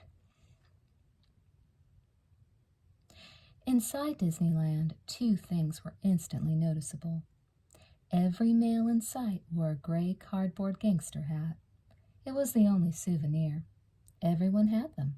Second item was the voice. That mellifluous, folksy voice. Most people probably thought it was Disney's own voice, that good old wonderful world of Disney chuckly voice. Well, old Sparky, you better get, boy. It was as omnipresent as Mickey Mouse, as familiar as the voice of time. You couldn't get away from the voice of Disneyland. Damone revealed the basic strategy for the evening. Disneyland, he said, was a matter of hitting the most popular attractions first, while everyone else was still wandering around. In the meantime, of course, there was the unspoken quest for girls. Damone and the Rat chose Pirates of the Caribbean as their first ride. On the way, Damone told the Rat the story of the hidden Jack Daniels on Tom Sawyer Island. It would be their secret of the night, for use only after they'd found babes. The Rat felt good. He hadn't even seen Stacy tonight. She'd gotten on another bus, and that was more than okay with the Rat. One thing he had to say, when he was through with the girl, he was through with the girl. He still hoped he wouldn't run into her, at least not until after he'd found another girl. The Rat and Damone, armed with the secret of the Jack Daniels, took a place in line for Pirates of the Caribbean. Directly in front of them in line were Stacy and Linda Barrett. They turned around. "Oh, hi. Hello, Mike. Hello, Mark." "Hi, you guys." It was all very gracious. And then the voice from behind. "Hey, hey, hey, I was looking for you." Charles Maxwell had found them again. "Hi, Charles. What happened to you guys? I finished whizzing and you guys were gone." "Nice shirt," said Damone. "Thanks," said Maxwell. "Was it hard getting the cum stains off it?" Charles ignored the joke. "Anybody have any cocaine?" "Why don't you shut up, Charles?" Some other kids joined them in line. They were bright and rosy looking. "Hi," one of them said. "Where are you from?" "Ridgemont High." "Wow, we've heard of you. We're from Notre Dame in Riverside." "Isn't that a Catholic school?" asked Damone. "Yes." "Tell me something," said Maxwell, addressing one of the girls in the Notre Dame group. "Why did they call the Virgin Mary a virgin if she slept with Joseph?" The girl cast a vicious look at Maxwell. "Because it was the Immaculate Conception." "Sorry," said Maxwell. "It's not easy being the coolest guy in Disneyland." "Some people get all the luck," said the Rat. "We get Maxwell." "Jesus," said Damone. "Did you see that girl look at Maxwell, Mark?" "No." Charles whipped around. "Where? Who?" "Just this girl who looked at you." "Where?" "Right over there. See? Now she turned away because we're looking at her. But, Charles, if I were you, I'd go right over there and stand by the popcorn vendor so she'll walk right past you. I guarantee she'll say something to you." Charles Maxwell walked casually over to the popcorn vendor. "Let's get out of here," said Damone, and he and the Rat ran in the opposite direction. "Where do you want to go? On the bumper cars?" "The bumper cars are pussy." They decided on the haunted house. On the way there, they spotted two girls in the gift shop. Damone wandered in nonchalantly, browsed a moment, then held up a leather-fringed jacket to the two girls. "Is this me?" he asked. The girls laughed and ran out of the gift shop. "It's a start," said the Rat. "It's a start." The haunted house was a 15-minute wait, and, as Damone put it, for what? A bunch of kids, or was that sardines, were ushered into a tall-ceilinged room where the doors clanged shut, and as soon as the room started to shrink and get really scary, here came the voice again. How could the voice scare you? You'd been hearing it since you were a baby. "You're about to experience a disquieting metamorphosis. Is this haunted room actually shrinking, or is it just your imagination?" The room filled with exaggerated sounds of horror from jaded teenagers. "Or consider this dismaying observation. This chamber has no windows and no doors, and your challenge is to find a way out." The voice let loose with another demented laugh that couldn't scare a child over 2. The Rat turned to the attendant. "Who is that guy with the voice?" She smiled and shrugged. The Rat and Mike exited the haunted house and decided to scout Tom Sawyer Island, home of the hidden Jack Daniels bottle. Let's get the booze, said Damone. They arrived at the island to find a terrible surprise. Not only was Tom Sawyer Island closed for the evening, it had been partially converted into a stage for a disco dance band. Fuck, Damone collapsed on a bench. I have to think about this. Looks like no booze for us tonight. Are you crazy? I had to pay for that and everything. Let's go ride the monorail and figure this out. The Disneyland monorail system was built as an ultra-modern transport system in 1965, meant to rocket guests around the perimeter of the Magic Kingdom. It stopped at every quarter of the park and even at Disneyland Hotel across the street. The Rat and Damone fell into a couple of window seats. During our journey, the voice began, air transport style, please see to it that you keep your head and arms inside the cabin at all times. You are riding aboard a Mark III system. At the next stop, two dark-haired girls entered the compartment. One was wearing a red dress, the other a clingy blue gown. They cruised slowly by Damone and the Rat. The boys offered them nothing less than the attitude, supreme indifference. The girls sat behind them and started talking loudly. I couldn't believe our bus, could you? First the clutch went out, then the gear shift. We're lucky to make it here alive. At least the radio was good, said the girl in red. Then they sang a line from a song in unison, probably the last song they'd heard on the bus ride up. Watching the detectives, don't they look cute? Then the girls broke up laughing. The voice began again. Welcome aboard the Disneyland monorail, America's first daily operating monorail system. We ask only that you keep your head and arms inside the cabin at all times. The laughing died down, and the two girls realized there was a war of nerves going on. Neither of the couples wanted to let the moment pass, but neither wanted to make the first move. Finally, Red Dress spoke first. You guys staying for the weekend? Who? Us? Asked Damone. Yeah. No, we're going back tonight. Where are you guys from? Ridgemont. How about you? They answered in unison. We're from Flag. What's Flag? Flagstaff, Arizona. The boys nodded. We're going to be here till Monday because our bus broke down. We're staying at the Wagon Train Motel on the other side of Disneyland. Yeah, we're all doubled up, and every third room is a chaperone. The two girls looked at each other, watching the detectives. Then they broke up again. The Rat and Mike nodded distractedly. More attitude for these girls. Why, there was plenty of other things to do than try and get these girls to go back to their motel rooms with them. The voice. We're now in a re-entry pattern back into the Magic Kingdom. Destination, Tomorrowland, world of the future. Aren't we supposed to get out here? We'll just tell them we got tired and fell asleep on the monorail. The girl in the blue gown looked at the Rat. Do you know anyone from Flag?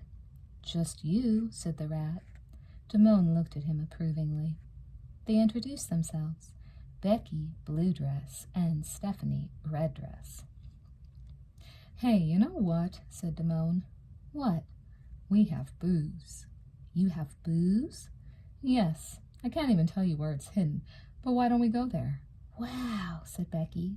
Let's go get the booze, said Stephanie, and then we'll take it back to our motel. The Rat and Damone looked out the window. That would be acceptable. The fifth of Jack Daniels was hidden in a small crevice in the southwestern caves on Tom Sawyer Island. The compartment had been made 5 years earlier by Damone's brother, Art, on vacation no less. It had been a tradition for all of Art's friends to use the hiding place. Now it was Mike's turn. You can't go on Tom Sawyer Island tonight, said Becky. They've got a band out there tonight. I have an idea, said Damone. There is a way. The only way out to the man-made island at the center of Disneyland was by wooden raft. The raft was ferried back and forth all day by a Disneyland employee in riverboat getup, and they had chosen this grad night to quit running the raft. But the raft was still there, sitting calmly by the deserted and darkened dock. It was held only by a rope. Damone gave the instructions. He would untie the rope and they would float across to the island lying low on the raft. "No way," said the rat. "They'll catch us." "Come on," said Becky. "Don't be a wussy." "You have that word too?" They floated across the moat to the other side, undetected. Once on shore, Damone led them to the back caves, to the site he had meticulously outlined for Laurie Beckman. Damone reached up, found the compartment, and the knapsack containing a sealed bottle of Jack Daniel's Old No. 7. They took a few slugs, then quickly returned to the greater magic kingdom. Paddling back across the moat, the four hit the dock and scattered in different directions, according to plan. They were to meet at Jungle Cruise. Damone was just about to round the corner and head out of Frontierland when he felt an arm grab him from behind. Then another arm. "Come along with us." He turned to see two Disneyland security officers dressed as old-time coppers. They had already confiscated his Jack Daniels knapsack. "Where are you taking me?" "To the holding office."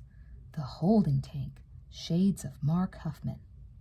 "I heard about that place," said Damone. "It's underground, isn't it?" "You're thinking of Disney World. That's in Florida.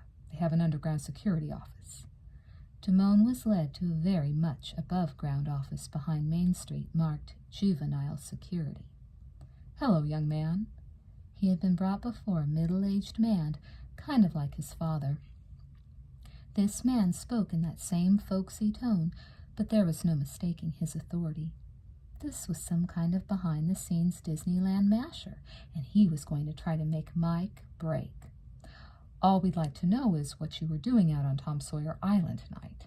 Did you fool around with any equipment out there?" "No." "What were you doing out there on Tom Sawyer Island?" "Having some fun." "You know we don't run Tom Sawyer Island on grad night anymore." "Didn't know." The two attendants who brought Mike Damone to juvenile security remarked that they had confiscated a bottle of whiskey and that the boy's breath smelled alcoholic. "Are you intoxicated at this moment?" "No, sir, no way." "May I see some identification, please?" Damone took out his wallet and showed them his driver's permit. "Where are your friends, Mike? Are they friends from your high school, or did you meet them here?" "I don't know." "We just want to find your friends and keep them out of trouble, Mike." He was trying another tack. "We know they goaded you into doing what you did out there on Tom Sawyer Island." Mike said nothing. "What did you do out there on Tom Sawyer Island tonight?" Mike said nothing. "Mike, I'm going to have to call your parents right now unless you can help us a little." Mike said nothing. "All we have to do is check your file. We have all the forms you filled out with the ticket application. We have them all right here." Mike looked panicked. Inside, he felt relieved. He had listed the request line of a popular AM station in Los Angeles, just in case. It was always busy. The juvenile security chief picked up the phone on his desk. "This is Richards, and I'd like to place a parental call. WD code 1456 to 213-555-1771. He waited a moment. "Could you try it again?" "Okay." He replaced the receiver. "It's busy." "Sorry," said Damone. "My mom talks a lot." "Mike," said the security chief, "I'm afraid I'm going to have to get in touch with your head chaperone right now." But the words trailed off in the man's mouth. He was looking at Damone, who appeared to be going into some kind of serious spasm. "Are you all right? Are you a diabetic?" Mike didn't respond. He was going into convulsions. He fell off his chair onto the floor and started banging his head against Mr. Richards' desk. "Quick, can I get some help in here? This boy is having a seizure. Can I get some help in here?" But the Disneyland henchman who brought Damone in had already gone off to nab some other kid, no doubt. So the security chief made the fatal mistake of leaving the room to get some help. He was gone less than 30 seconds, but it was time enough for Damone to pop up and head for the other door, the one he came in through. He disappeared out onto Main Street. Tired and wasted, Damone wandered into great moments with Mr. Lincoln. He couldn't find anyone he knew. He fell into a seat and watched the show. When it ended, he walked back out onto Main Street. "What time is it?" he asked. "It's getting near 5. Damone headed for the bus. "Hey, Mike!" It was the rat, who was running for him from the monorail exit. "Where have you been?" asked the rat. "A long story," said Damone. "They got my bottle. Where have you been?"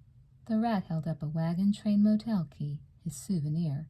"Watching the detectives." "You're kidding. What happened?" "I ain't saying." "Did you make out?" "I ain't saying." The last thing the rat and Damone did on their grad night was get an old-fashioned picture taken on Main Street.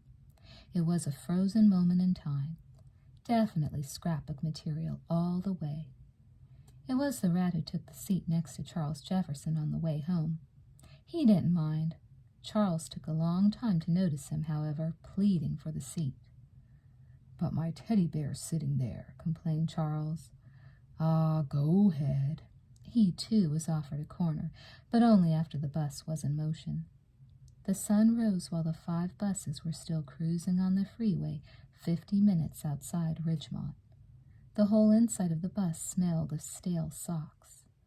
Most of the kids were asleep, though some were still awake and clutching their stuffed animals.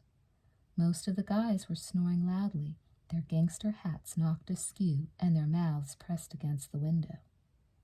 Back at the Ridgemont parking lot, Damone rolled home, and the rat stood, trying to wake up enough to drive his father's car back up the hill. He saw Stacy Hamilton. "What happened to you?" she asked. "Oh," said the rat, "it just had a wild night. Where's Linda?" "She got a ride. Can I get a ride home with you?" "Sure," said the rat. She crawled in the back of his car, and he drove her home. When they reached Valley View condominiums, he woke her up. "You'd better let me get out here," said Stacy. "My mother doesn't want anybody to see me in an evening gown being walked home by a guy at 7 in the morning." "I understand." "Do you?" She rubbed her eyes. "Can I see you over the summer, Mark?" "If I'm around," said the rat. She handed him her Disneyland photo. "Here, so you won't forget what I look like." The last thing the rat did before going to sleep was stick the photo in the corner of his mirror. Have a bitchin' summer. The Ridgemont Senior High School Annual was made available on Monday of the last week of school. In an effort to keep reasonable order in the few classes still in session, ASB advisor Joseph Burke announced in the morning bulletin that an annual signing party would be held in the gym during 6th period. Students came pouring into the gym to find another surprise. Burke had slipped in one more dance sponsored by the administration. The bleachers had been wheeled out, the lights were low, there was even a live band. The pencils, featuring one of the Robin Zander lookalikes on lead vocals, were already on stage. Stacy Hamilton and Linda Barrett walked into the gym slowly, head to head in deep conversation. "I'm torn," said Linda. "Doug wants to get married. I know I love him. We know each other so well, it's the only thing left for us to do." "Then do it," said Stacy. It was one of the rare times she could give Linda advice. "All your friends would be there. It would be very romantic. You and Doug finally getting married." Linda nodded. "Romantic," thought Stacy. "Did I just say that?" At the beginning of the year, it seemed that sex was the most fun that she or any of her girlfriends knew about. Did you get him? Now she was wondering about romance. Well, Stacy figured, some people learn about romance before sex. She just got it the other way around. "I guess I'd go to junior college," said Linda, "while Doug worked at Barker Brothers. My parents say that I should just be a housewife, but they don't know what they're talking about. They send Jerome, the smart one, to college and tell me to stay home. Doug says the same thing, but maybe I don't want to stay at home." "Linda," said Stacy, "you and Doug were meant for each other. He saved you from a fate worse than death." "What's that?" Stacy smiled. "High school boys." The two girls walked through the annual signing party and soon spotted Mike Damone collapsed against the back of the gym. He was letting people approach him. Once the story of the erased bare ass came out, it was Ratner's and Damone's turn at celebritydom. Damone was signing annuals at a furious pace. I remember erasing this one, Damone was telling some timid underclassman. Don't you hate it when people start something in your annual and then cross it out? Yes, said the girl. Have a bitchin' summer, said Damone. He had crossed out, I don't really know you, but, and just left, take care, Mike Damone. A friend from Damone's PE class slammed down on the hardwood gym floor next to him. He flipped his annual into Damone's lap, nearly cracking him in the nuts. Go for it, said the kid. Damone signed. Sheesh, said the kid. My only fucking picture is on fucking page 98. I have a partial on 106, but that's bullshit. I look like I weigh about 1,000 pounds. Damone handed the book back. To the future of America, it's in your hands. Don't splash, Mike Damone. Mark Ratner showed up and sat down next to Damone. The two held court all-annual signing party. Mr. Vargas passed by, carefully documenting the event with the school's camera equipment. Linda Barrett was next to come by. She fell down next to Mike in a black, low-cut dress. She'd gone home to change. She wrote, I lust you, on the knee of Damone's jeans. I'm back with Doug, said Linda. We're going to get married as soon as I get out of college. When is that? In 4 years, stupid. Yeah, said Damone. Sure. Doug will be in the old folks' home, and one day he'll come cruising up and say, let's get married. But he'll be deaf by then, so he won't even hear you. I'll never forget your bod, said Linda. She looked up to see Brad Hamilton standing nearby. Hi, Bradley. Hi, you see Laurie Beckman and Steve Shasta? Look at that. They're about to go for it right there on the floor. Several teachers on both sides had already discovered the slow-dancing couple. Plotting their chaperonal strategy, they decided on a double flashlight attack that pinned 2 separate beams on the couple. But it did not break Laurie and Steve up. Mr. Burke had to go out there and do it himself. Jeff Spicoli wandered up, annual in hand. He stopped to look at the band on stage. He stayed there, staring off into space for several minutes. His hand was frozen in his hair as if he'd forgotten to let go. Hey, Spicoli, said Damone. Spicoli turned to see the Rat and Damone, Linda Barrett, Brad, and Stacy. His head started bobbing. He was on some distant plane, no doubt ripping through the cosmos of his surf-ravaged mind. Want us to sign your annual? Oh, Spicoli laughed menacingly. It's so radical. He offered his annual to Damone. Spicoli's annual was filled with comments like, Dear Jeff, I'm not real good friends with you, but you will never have any problems in life. There will always be someone to tell you where to get off. Or, we got high in PE, didn't we? Fuck class. It made Damone feel sorry for the guy. He'd take his annual home to his mom and dad. His dad would ask what he spent the $15 on, and then he'd flip through the annual by the living room light. Jeff, why do all these boys keep thanking you for the drugs? Damone signed Spicoli's book. Good thing you're going to Hawaii, said Damone, because you're going to get kicked out of the house when your parents read your annual. Spicoli smiled and nodded. Good luck to all you rats coming back to this crackerjack joint, he said. I laugh in your face. He had written the same line in any annual he could get his hands on. Damone and the Rat watched Spicoli drift off to other parts of the annual signing party. You just know he's going to grow up to be a shoe salesman, said the Rat. The all-night 7-Eleven man. Brad could see it. He could hear it in the way people said goodbye and good luck to him. He could read the expression in their eyes. They looked at him and thought, here's a guy I'll have to visit when I come back. Everyone was leaving, all his friends. Even the ones who said they'd never go near college. Well, they were all talking about applications and acceptances these days. Even Linda Barrett, and that had been one of the big surprises for Brad. The way he heard it, Linda had come home from school after the annual signing party when her mother broke the news. She had been dealing with Paula Crawford, Linda's RHS counselor, since last semester. No wonder they'd all talked her into taking the advanced classes. Linda had been accepted into Students International, the program that allows a select few to study in any college throughout Europe. Linda had thought about it for 3 seconds, Stacy told Brad, and decided it was exactly what she wanted to do. She started crying right there in her living room. Doug Stallworth had come over from work at Barker Brothers right in the middle of her crying fit. The Barrett family told Doug the news, expecting him to get all excited for Linda, too. And Doug, unbelievably enough, did get excited, even though he knew he'd been left behind. They probably would become friends now, Brad thought. Ridgemont guys for life. Life, Brad had become fond of saying. I just don't know. It was a joke, and it wasn't a joke. These were the worst of times for Brad. He had now been reduced to the lowest position in teen life. He was right where, if he recalled correctly, he once said he wouldn't let, well, a dog work. He was the all-night man at the Ridgemont 7-Eleven. It was a slow night, and Brad was wide awake.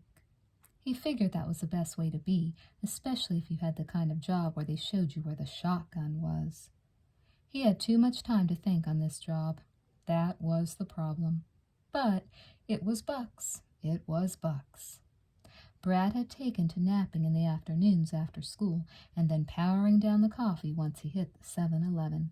He once said he hated the stuff, would never drink it. Now he couldn't get enough. He reached for the pot without even thinking about it, drank a cup without even realizing he had. By 4:15, when Brad got home, he was ready to sleep. When Freds asked him how he functioned on 3 hours sleep, he told them all the same joke. I sleep my ass off. On this particular night, he had been leafing through the magazines, listening to the Muzak. It all happened very quickly. 2 men pulled up in a black Camaro. One man in a nylon mask came running into the store and immediately spray-painted the automatic scanning camera above the door. Brad was too stunned to be scared. It had to be a joke. It was no joke.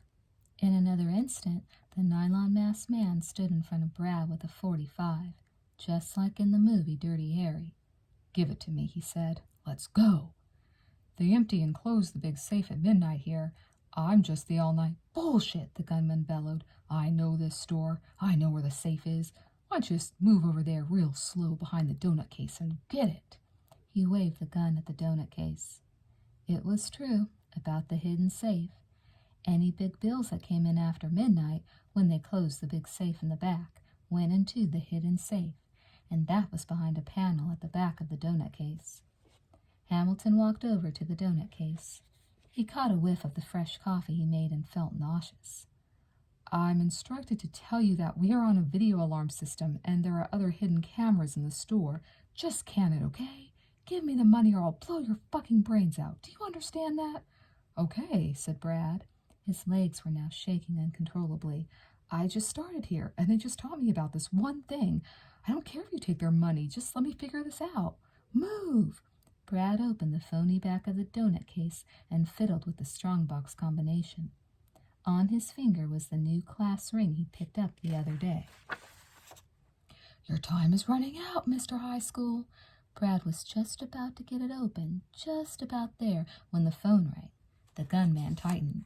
Okay, answer it, quick. Brad looked up at the gunman. He wasn't nervous. He was pissed. Pissed at everything. Pissed at life. All he had wanted was a decent senior year. All he wanted.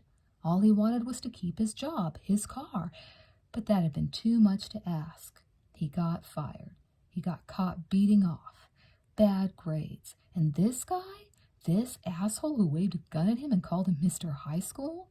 Tears welled in Brad Hamilton's eyes. You motherfucker, he said. Get off my case. And then, just like it was the most natural thing in the world, Brad Hamilton reached for the hot, steaming coffee he had just made and poured it onto the gunman's hand. Ah! The .45 rattled to the floor. The gunman was still looking in horror at his red, swelling hand when Brad snapped up the gun. The gunman's accomplice, poised behind the wheel of the black Camaro, spotted the foul up and screeched out of the parking lot. There goes your ride home, mister, said Brad, gun trained on the 7-Eleven robber. Look at the big man now. Look at Mr. I know where the strong box is. The gunman managed, in all his pain, to heave a carton of Butterfingers at Brad as he howled around the front of the store. But Brad was on a roll now. Why don't you show me where the police alarm is now? Come on, Guy. And that was the story of how Brad Hamilton got his old spot back on Lunch Court. There wasn't that much time left to enjoy it, but it felt good nonetheless. Even better was how the local reporters started hanging around, and Janine Wilson from local news, and all the stories started coming out. Even Mr. Hand told him he'd done the American thing. When your back is against the wall, all you can do is fight. Brad won. And damn if that phone didn't ring at the Hamiltons late one night. Hello? Hello, Brad? Yes, who's calling? Bradley, this is Dennis Taylor down at the Ridgemont Drive Carls. Listen, I hope I'm not bothering you right now. I'm pretty busy, said Brad. Brad, listen, I'm going district here in a couple of weeks, and I was wondering if you wanted to come back down here and work with us again. You can have your old fryer back. We'd love to have you here. Everyone wants you back, buddy. The nerve, the ultimate nerve of the guy. Last time I talked to you, said Brad, you wanted me to take a lie detector test. Now it's, am I disturbing you? I know what's eating you, Brad. That incident with the money. Well, that money turned up in the dumpster after you left. I am sorry. I should have called. Yeah, you should have. Brad paused. And I probably would have taken your lousy job back if I hadn't taken a district supervisor job myself with 7-Eleven. The Last Bell. On the last day of school, Mike Damone stood at his locker and cleaned out the last mimeograph sheet crammed into the back corner. If this paper could talk, he said. Standing next to him was the rat. Well, Damone, in the end, it looks like it comes down to just you and me. Looks like it. Damone clanged the locker door shut. A very touching moment, he said. I felt like I just ripped my heart out. A whole year I spent in that little box. It's like a brother to me. You could get the same locker next year. I considered it. It's a pretty good location. I'll have to see where my classes are. This is a good soch area, though. You get a good crowd that comes by. The school was all tank tops and T-shirts, red faces and Frisbee discs. You knew it was almost over and people actually saved the last issue of the Reader. For once it wasn't blowing all over campus. Stacy wants you, you know, said Damone. You should go for it. No way, man, said the rat. I can't wait to get my car and head for Flagstaff. She should come to you, said Damone. Says who? Says the attitude. The attitude, said the rat, is only good until you meet the right girl. Whatever you say, rat. Students were still signing their annuals, hanging lazily out the windows, and talking with friends. Mr. Bates was playing his ukulele in social studies class. On this day, school was a countdown. There were many rumors of an elaborate end-of-the-year stunt for the last day, but the fact was, given the chance of staying and pranking or getting out, Ridgemont students went.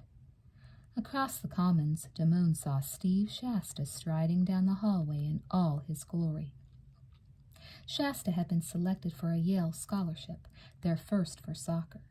They had pulled him out of class to tell him, and his mom was sitting there in the office and everything. Teachers were giving him investment advice. They had given him the treatment in the local press, too. Now, Damone wasn't in the habit of asking a lot of people to sign his annual, but it was Shasta. You couldn't help but yell something at the guy. Hey, Shasta, you hear about the big party on Marine Street? Shasta caught a look at who was calling his name. Yep, he said. Mike Damone trotted up with the rat following behind. Sign my annual, Shasta. Yeah, said Shasta. Bored. Bet you're happy. Yep. Shasta opened Damone's annual to a soccer shot and signed, right under his picture, Best wishes, Steve Shasta. Damone laughed as if it were a joke. Okay, he felt like saying, now sign it for real. But that was it. Shasta was already a big soccer star. No time for personal messages that might be worth something someday. Thanks, said Damone. The rat had to go to class, so Damone set out on lunch court for a time. Brad Hamilton was sitting out there too, finishing an assignment for Mrs. George's project English class. It was the 10-year letter she asked all her seniors to write. The letter was meant for yourself, and Mrs. George was going to mail it back to you at your parents' address in 10 years. Be relaxed, she'd said. Be natural. Say exactly what's on your mind today. This is one paper that will not be corrected for grammar. Damone decided to take a walk by the 200 building where Mrs. G taught class. What he found was no real surprise at the end of any semester. It was a full speech class. They were all there on the last day, the last chance students appearing to get their grades. Damone took a seat by the open door. The final on this last day was a 5-minute career speech to have been prepared on 3x5 cards. The speech was meant to hit on all the points listed on the board in Mrs. George's neat script. 1. What is my career? 2. Do I like my career? 3. What are its financial rewards? 4. What kind of schooling does it require? 5. Did I enjoy this class? Damone watched as Jeff Spicoli, the last of the Ridgemont surfers, stood at the front of the class reading from a 3-page manuscript. It was a speech about the 60s, which was the wrong topic, and it had probably seen more than one teacher this year, but Spicoli read it with passion. He read it, in fact, like it was the first time he'd had a chance to look at it. Everything was going great in the 60s, Spicoli said. Diseases were being cured. We were winning the space program. He looked up for eye contact. Then everything went off balance. A president was assassinated. The divorce rate approached 1 marriage in 2. A president was caught in an attempt to lie and cover up with more lies. A nation was shocked and dismayed. He looked up again and appeared to ad-lib. It was awesome. What has happened to the generation or two earlier that was dedicated to answering all the unanswered questions? For the latter part of the 70s, it appeared America gave up asking. Some clapped, but the speech was not over. Spicoli had just lost his place in the manuscript. With the carefree life of the 50s and the problems of the 60s, and all the even larger problems of the 70s and 80s, who knows what will happen in the future? With nuclear power and gas shortages and many other problems, I doubt that it can get much worse. Hopefully the past has taught us we should not give up before finding the solutions. Spicoli mumbled the last line, but it was drowned in applause. The clock was inching closer to the 2 mark that meant the end of school. And I really like this class, Mrs. George. Thank you, Jeff, said Mrs. George, but you didn't say anything about your career. Well, I'm glad you asked me about that, said Spicoli. It just so happens that I was going to go to Mexico this summer. I had it all planned and everything. But the time came around, and I looked at the bottom line, and you know what? I just didn't have the bucks. It was a total drag, so I had to go find a place to work. And I just want to warn you that you may see me this summer. He gulped, threw his hair out of his eyes. Working at Alpha Beta, he paused. And it's only for 6 weeks, so don't hassle me. Mrs. George smiled. Is that the truth, Jeff? Any amount of money, said Spicoli, holding out his hand. Okay, well, thank you for your speech. Have a nice summer, Jeff. Spicoli took his seat, bowing to applause. Now, where's Valerie? Oh, said a girlfriend of Valerie's. She went to Mission Viejo's prom last night. She knew she wouldn't be here today. Well, her grade goes down from an A- to a B+. I don't think she cares, said her girlfriend. It was at that moment that Brad Hamilton walked into the classroom to deliver to Mrs. G his 10-year letter. The speech class stopped in silent respect. A buzz passed through the class. That's the guy! That's the guy who poured coffee on the armed robber. Sorry I'm late with this, Mrs. G, said Brad. I wanted to do some extra thinking about this letter. Brad Hamilton placed his letter on Mrs. G's desk. Here was the lunch court king of last September, toppled from grace in October, back on top in June. He made it look easy. Looking back, he had been struggling all year long just to make his car payments, cover his schoolwork, and just stay even. He had been busting his ass, he figured, when his parents, at the same age, were probably busy just being 17. College could wait another year, Brad had decided. He was going to put in a full summer at the 7-Eleven, keeping those little guys out of the store and pulling in the coin. Who knew where it would take him, but he was ready for the ride. All Brad knew right now was that sometime 10 years from now he would be visiting his parents, and they would say, "Oh, Brad, something came for you in the mail." And Brad would open a decade-old letter, this record of his tumultuous senior year. Dear Brad, this graduation business sure sneaks up on you. Every year I get my annual back, and it's filled with, "Have a nice summer." Now it's, "Have a nice life." That's going to take some getting used to. If I could go back and do this year over, there are a few things I wouldn't have done. I wouldn't have bought a gas guzzler, and I wouldn't have worked at Carl's. I would have taken another class with Mr. Hand. I would have taken Dinah Phillips to Hawaii for 3 weeks, and I then would have married Linda Barrett. As for my friends, I wouldn't change one of them, for they are the best group of friends a guy could have. Sincerely, Brad Hamilton. He walked out of speech class and over to the parking lot, to the cruising vessel. Stacy was waiting for him by the car. "Let me guess," said Brad. "You want a ride home?" "Mind reader," said Stacy. Brad opened her car door first, a grand gesture for him, and then walked around to his side. He got inside the vessel and gunned the engine. "All in all," he said, "an excellent year." "I know it was," said Stacy. "Just wish me luck. I have 2 more years here." They headed down Ridgemont Drive, past Fast Food Row. As he drove, Brad spotted a couple of unkempt underclassmen loitering on the street corner. He stuck his head completely out of the window to shout at them. "Hey," he yelled, "why don't you get a job?" Back at Ridgemont High, a motorcycle ripped along Luna Street. There were war cries coming from the parking lot. The 3rd bell had rung.